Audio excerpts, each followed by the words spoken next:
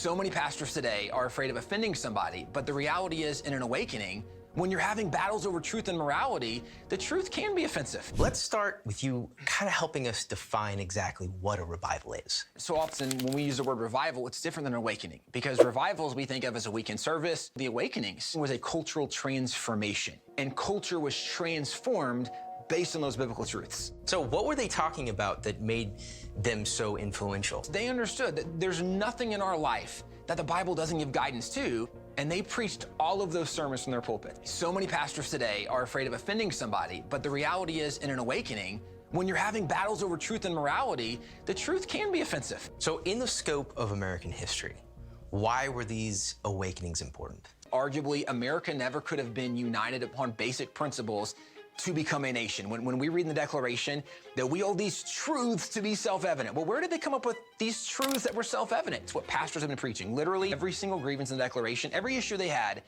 been preached from American pulpits more than a dozen years before there was ever a revolution. That's in the First Great Awakening, where if you look at every major abolitionist, every single one in the Second Great Awakening, they were all Christians. And the reason they were abolitionists was because of their Christian faith. So unquestionably, it was Christianity that led to people standing up for truth and morality that at the end of the Second Great Awakening did lead to the Civil War.